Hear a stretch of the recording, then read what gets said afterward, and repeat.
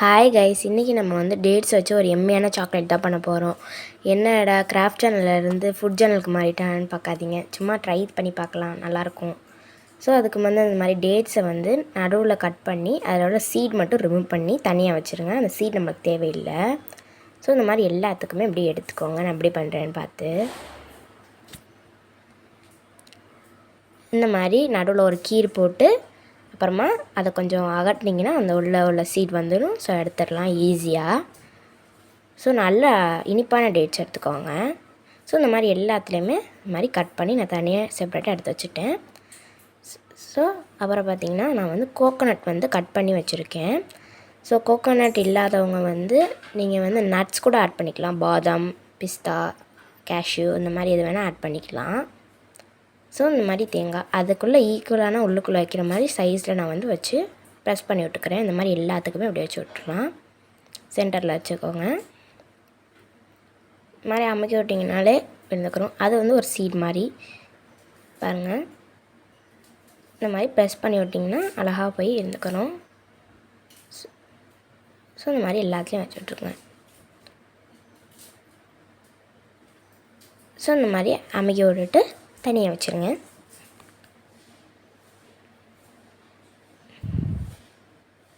அவ்வளோதான். அடுத்து வந்து நம்மளுக்கு வந்து சாக்லேட் தேவை. இதை நான் டபுள் பாயிலிங் மெத்தடில் வந்து மெல்ட் பண்ணி வச்சுருக்கேன். இது வந்து டைரி மில்க் தான், டார்க் சாக்லேட் இல்லை. டைரி மில்க் வந்து இந்த மாதிரி நான் மெல்ட் பண்ணி வச்சுருக்கேன். அதில் இந்த மாதிரி போட்டு நல்லா டிப் பண்ணி எடுத்துக்கோங்க. இதே மாதிரி எல்லா டேட்ஸையும் பண்ணணும்.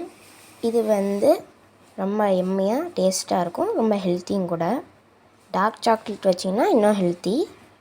பட் டார்க் சாக்லேட் என்கிட்ட இல்லை, ஸோ அதனால தான். இதுக்கு அடுப்பே தேவையில்லை. நீங்கள் சாக்லேட்டை கூட மெல்ட் பண்ண அவசியமே இல்லை. கொஞ்ச நேரம் வெயிலில் வச்சா கூட அதை மெல்ட் ஆயிரும். ஸோ இந்த மாதிரி எல்லாத்தையுமே இந்த மாதிரி டிப் பண்ணி வச்சுக்கோங்க. உங்கள் குழந்தைங்களுக்குலாம் கொடுத்தீங்கன்னா திருப்பி தாங்கன்னு கேட்டுக்கிட்டே இருப்பாங்க. அது ரொம்ப சாப்பிட்டுக்கிட்டே இருக்கலாம் போல் இருக்கும். ரொம்ப டேஸ்ட்டாகவும் இருக்கும். நம்ம சேனலில் எல்லோரும் இப்போ தான் பார்க்குறீங்கன்னா மறக்காமல் லைக் பண்ணி சப்ஸ்கிரைப் பண்ணி ஃபாலோ பண்ணிக்கோங்க. இந்த மாதிரி யூஸ்ஃபுல்லான கண்டென்ட் நிறையா போடலாம். ஸோ பாருங்கள், இந்த மாதிரி எல்லாத்தையுமே நான் டிப் பண்ணி வச்சுக்கிறேன்.